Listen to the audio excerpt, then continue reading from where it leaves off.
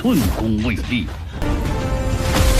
出10万精兵，同时，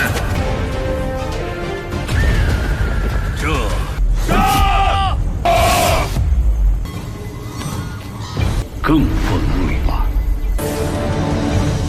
一旦异域铁蹄杀来，你们的时间不多了。有谁敢去？我会尽心指导。是血泪，那必须去。寻物一事，已有眉目。不惜一切。Halo kalian semua, selamat datang di channel Donghua Master. Bagaimana kabar kalian semua? Mimin harap kalian semua baik-baik saja. Dan pada video kali ini kita akan membawakan alur cerita dari serial Donghua Solasar episode ke-152, yang dimana pada cerita sebelumnya Shihao kembali berhadapan dengan keluarga Wang, yang keluarga Wang kali ini mereka sangat jelas bertujuan untuk mengincar Shihao karena Shihao yang memiliki gulungan tubuh tak terhancurkan, dan mereka ingin untuk merebutnya, menyerahkannya kepada Wang Abadi untuk bisa membantu Wang Abadi untuk menuju keabadian sejati. Ya, singkat cerita, pertempuran Shihao melawan keluarga Wang telah terjadi, yang kemarin juga Shihao untungnya dibantu oleh 5 pasukan kuno dari semut kecil, yang para pasukan kuno tersebut sangatlah kuat yang bisa untuk mengalahkan keluarga Wang. Hanya mereka berlima saja. Ya, singkatnya 5 putra naga telah muncul bersama dengan Wang yang mereka juga sampai menggunakan senjata tombak keluarga Wang yang merupakan senjata tingkat tinggi dari keluarga Wang. Tetapi singkatnya, dengan kekuatan dari 5 pelindung kuno, kelima putra naga tersebut dapat dikalahkan oleh 5 pelindung kuno, dan itu merupakan inti cerita pada cerita sebelumnya. Kalau gitu pun sekarang langsung saja kita masuk ke bagian cerita terbaru. Cerita ini berlanjut dengan diperlihatkan 5 putra naga yang telah dikalahkan oleh Shihao, dengan di sana Wang yang masih belum menyerah, dan Wang pun menyerang Shihao menggunakan serangan dari matanya, yang untungnya serangan tersebut dapat dihentikan oleh prajurit kuno. Sekaligus juga prajurit kuno menyerang Wang menggunakan tombaknya, yang membuat dadanya Wang mengalami luka.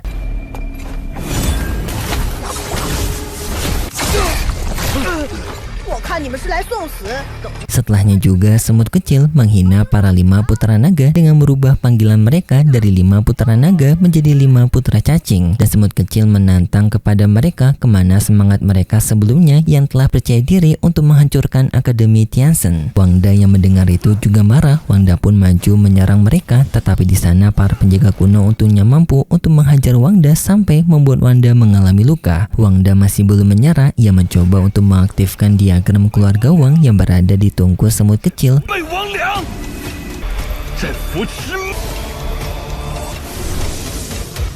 Tetapi hal tersebut gagal karena tekanan dari tungku semut kecil yang mengakibatkan Wangda gagal untuk mengambil kembali hartanya. Dan setelahnya juga tombak dari penjaga kuno kembali lagi menembus tubuh dari Wangda yang membuat Wangda semakin mengalami kondisi kritis. Setelahnya pun gantian giliran Wang menggunakan tombaknya kembali untuk mengeluarkan serangan dari tombaknya.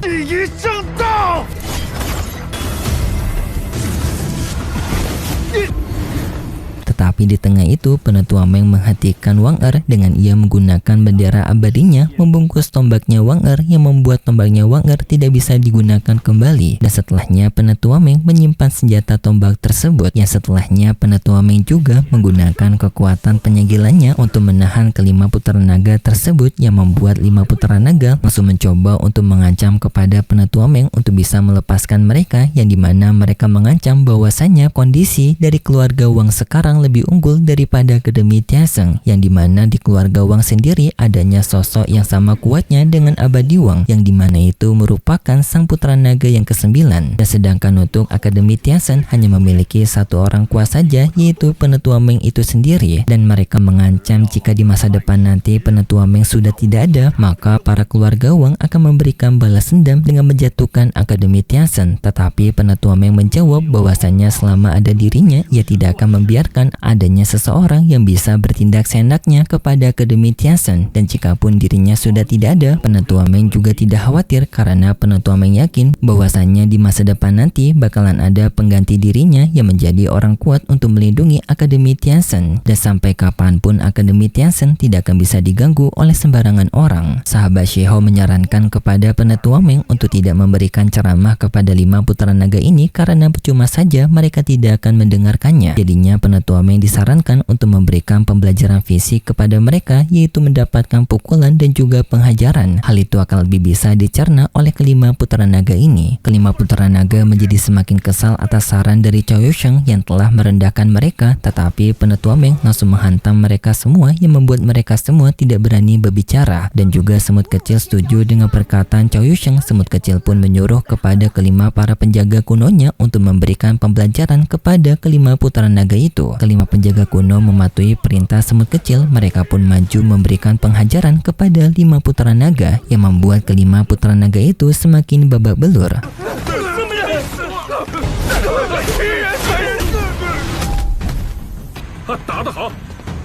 Pengajaran dari keluarga Wang tersebut disaksikan oleh keluarga Yao, yaitu adanya Yao Yue dan juga ayahnya, yang tanpa ayahnya begitu senang melihat keluarga Wang yang tidak memiliki harga diri yang juga ditindas oleh para pasukan kuno. Tetapi Yao Yue sedikit khawatir melihat pemandangan ini karena ia tahu keluarga Wang memiliki hubungannya erat kepada keluarga Jin, yang keluarga Jin kemungkinan tidak akan suka melihat kejadian ini, yang kemungkinan keluarga Jin akan menolong keluarga Wang yang membuat Akademi Tianzhen kerepotan karena menghadapi dua keluarga abadi. Ayah Yao Yue ia sependapat dengan perkataan putrinya, yang jadinya di sini ayahnya Yao Yue ia pun ingin pergi ke Akademi Tianzhen untuk memberikan dukungan kepada Akademi Tianzhen. Dan setelahnya Penetua Meng menyuruh kepada semut kecil untuk berhenti, yang di sana pun si putra naga mengira kalau Penetua Meng telah sadar tindakannya salah untuk menyinggung putra naga, tetapi Penetua Meng langsung menghajar kembali putra naga tersebut karena mereka yang masih sombong pada situasi mereka yang sudah terpojok seperti ini. Dan Penetua Meng memberitahu kalau ia akan memberikan hukuman kepada mereka yang bisa untuk menyadarkan mereka dari kesombongan mereka sendiri, yang dimana Penetua Meng memberikan hukuman kepada mereka berlima, yaitu memasukkan mereka ke tempat dari peperangan perbatasan Desolut. Semut kecil yang mendengar itu merasa tidak puas karena hukumannya dianggap sepele, apalagi di sini sebenarnya itu bukan hukuman melainkan merupakan tugas dan juga kewajiban bagi seluruh kultivator untuk mengikuti pertempuran. Tetapi Penetua Meng memang sengaja memberikan hukuman ini kepada kelima putra naga karena 5 putra naga ini tidak akan mau secara inisiatif untuk mengikuti peperangan, jadinya harus dilakukan secara paksa. Benar saja 5 putra naga mereka menolak menerima hukuman itu karena mereka menganggap Penetua Meng bukan siapa-siapa dari keluarga Wang, tetapi senaknya memberikan perintah kepada mereka untuk mengikuti peperangan di perbatasan Desolut, dan mereka hanya mematuhi perintah dari keluarga Wang mereka saja. 想要我们5人干死莫天上！闭嘴！寸功未立。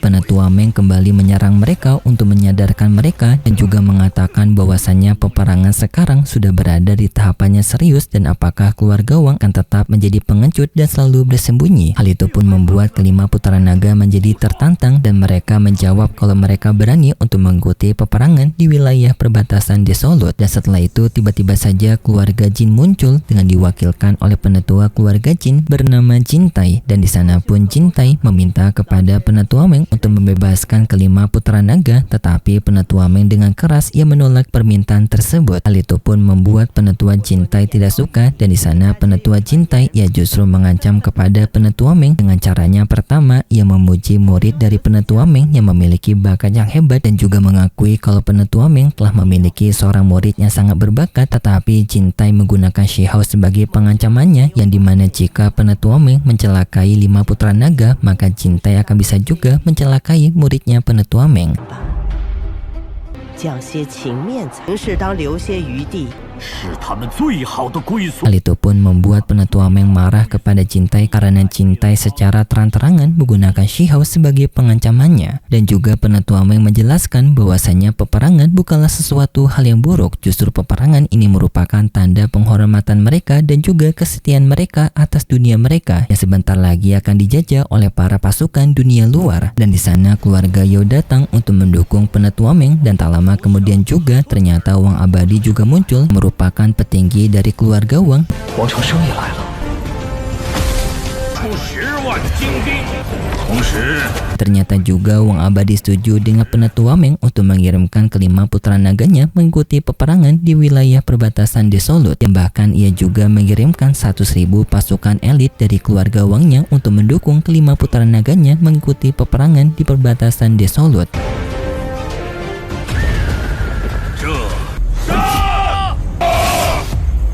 menandakan hal ini kalau Wang Abadi masih memiliki kehormatannya berbeda dengan para keturunannya yang sudah sangat kacau menjadi pengganggu. Keputusan dari Wang Abadi dipuji oleh Penatua Meng dan juga Penatua Jintai karena ia masih bijak mau untuk mendukung dunia mereka menghadapi dunia luar. Yang juga di sana kelima putra naga menjadi ciut karena ayahnya yang justru mendukung Penatua Meng dan mereka pun langsung meminta maaf kepada ayah mereka karena telah membuat masalah. Wang Abadi juga kesal kepada 5 putra naganya. Wang Abadi pun menyuruh kepada mereka untuk menembus kesalahan mereka dengan mengikuti peperangan di perbatasan Desolut. Yang kelima putra naga pun menyetujui permintaan dari ayah mereka. Yang setelahnya juga kondisi mereka langsung dipulihkan oleh Penatua Jintai. Setelahnya Penatua Meng mengajak kepada Wang Abadi untuk datang mengobrol, yang Wang Abadi menerima undangan itu.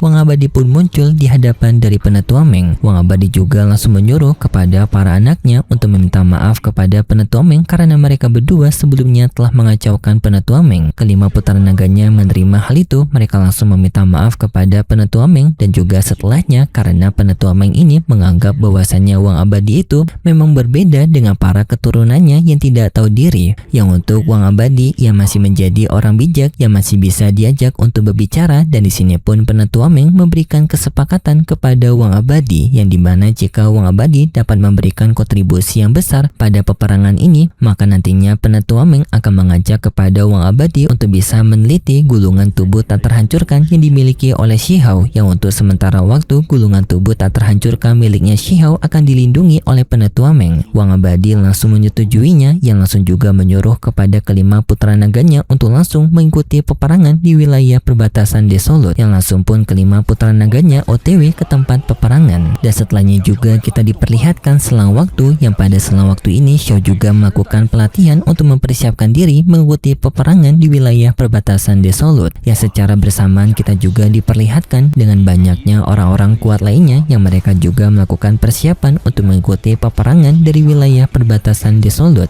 一旦异域铁蹄杀来，你们的时间不多了。有谁敢去？会尽心指导。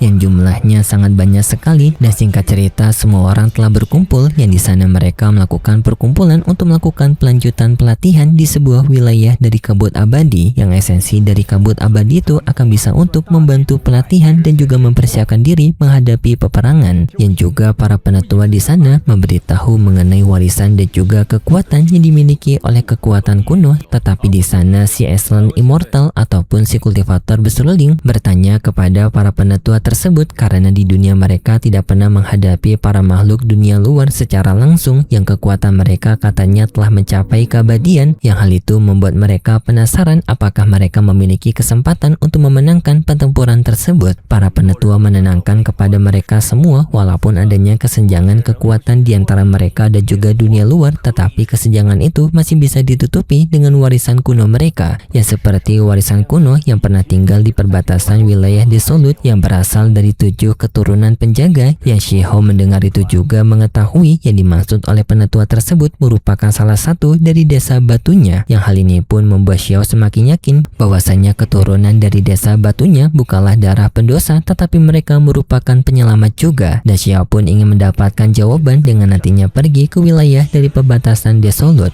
是血泪，那必须去。寻物一事，已有眉目。 不惜一切。 Dan untuk pihak musuh, yaitu para makhluk dari dunia luar, mereka tampak juga sedang melakukan persiapan dengan mereka ingin meningkatkan kekuatan tempur mereka juga, yang mereka sedang mencari sebuah lokasi dari pemakaman yang diduga merupakan orang kuat dari leluhur dunia luar. Dan setelahnya cerita bersambung, yang artinya pertempuran dari dunia luar dan juga wilayah Shihao sebentar lagi akan dimulai cuy. Dan untuk kelanjutan ceritanya kita akan melanjutkan lagi di minggu depan besok. Dan seperti biasa Mimin mengingat kalau cerita ini merupakan dongeng fiksi yang hanya bertujuan sebagai penghibur saja yang berasal dari karangan novel. Terima kasih buat kalian semua yang sudah menonton video ini sampai akhir. Jika kalian suka dengan video kali ini, bisa beri like serta subscribe, dan sampai jumpa di video selanjutnya. See ya! 寸功未立，出10万精兵，同时